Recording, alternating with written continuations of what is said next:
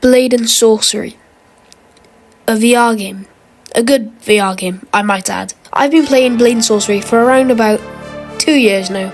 I started playing it back in 2022 in U11, so yeah, I've been playing it for quite a while. I'm a massive lore guy, so sit back and enjoy this lore video. So, you might have seen it in the menu in old Blade and Sorcery, or when you're playing the new 1.0 Blade and Sorcery update. You're gonna see this blue star looking thing up in the sky. That, my friend, is called a pulsar. A pulsar is a rotating, spinning star, whatever you want to call it. And basically, that star releases radiation and lots of stuff into the atmosphere. But in Blade and Sorcery, it's called Kivosa, I think, something like that. And I'm pretty sure that is what gives that is what gives the player and the NPCs magic, and so does the tower. And that tower is called PNM or PMM, I can't remember, something like that. Just think of it as like a peanut butter brand. So yeah.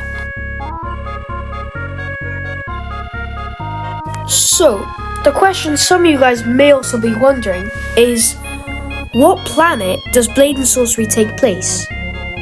Because it's definitely not Earth, because there's pulsars in the sky, there's towers, huge, the size of, I don't know, Mount Everest, just chilling in the ocean. So the planet that Blade and Sorcery takes place on is called Bayeth, and Bayeth is a moon.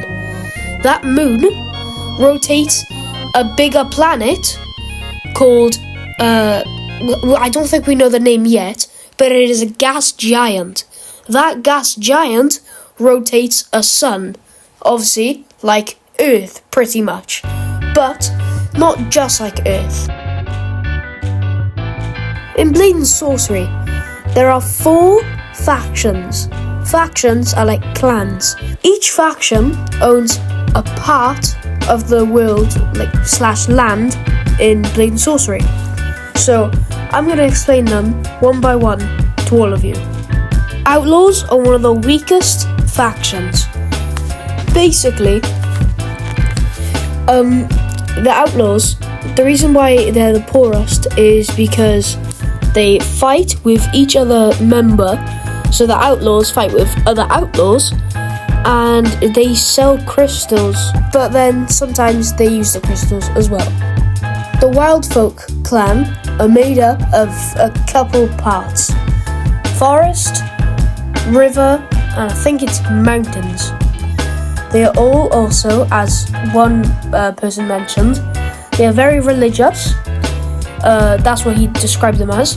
They are very religious. So obviously, Blade and Sorcery has its own religion, like Christian, Muslim. I already know about Christian. Now, the Aradan Kingdom, I don't know how you say that, I probably butchered that name.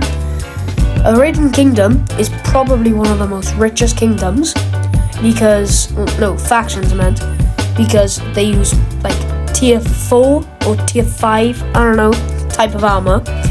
And I believe the Aradan Kingdom, not only do they, I think they own the, I think not only do they own the Citadel, but they also own a lot more kingdoms. I think it's like 19 or something. So yeah, it's pretty much like England or Wales, which is where I come from. It's like England or Wales back in the medieval times. Wales had loads of kingdoms. England also had loads of kingdoms, but they had one king. So yeah, that's pretty cool. Now the Eye, oh my goodness gracious me. They are one of the most, if you were to fight them, you would need fire because they have full-on knight armor. Sometimes they don't wear helmets, but they have full-on knight armor. It's crazy. I think it's like tier 6, I don't know. When I finished the game, I got up to like tier 4. So yeah, I don't know how, like, what's the max like amount of armor thing, but they have full-on knight armor. They own a lot of land, I'm pretty sure, but I think they mostly reside in like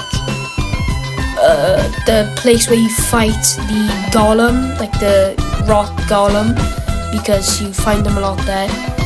And most of their like structures, I believe, are built by the eye. So yeah, that's probably not true, but that's just what I believe.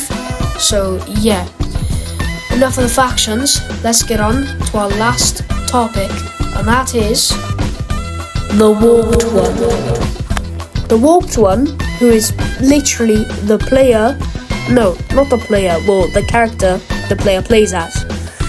And obviously you can customize the warped one as any gender, any faction. You can give them starter crystals. Pretty crazy. So basically the warped one is pretty much like a final boss, if you would put it in that way. He's like, or she is pretty much the main character. So yeah, that is pretty much what the warped one is. I don't know what else to say. They are literally the main character of the game, and you play as them. So yeah, you get to customize them, give them electricity, fire, gravity, any spell that you can think of in the basics, you can like have. So yeah, if you enjoyed this video, please like and subscribe. If I get to 50 subscribers, I can go live on YouTube, and I'll probably be playing Blade and Sorcery if you want me to, or Ghost to Boar. I'm planning on making a Ghost to Boar video soon. So yeah, and if you want more lore videos, then just comment in the just comment what video, like what game you want me to make lore on next. So yeah. Oh, and one last thing, sorry that this video is poorly edited. I'm going to London tomorrow for my mum's wedding, so I don't really have enough time, and I am pretty tired because it's like 12 o'clock and I've got to go to bed late. No, I don't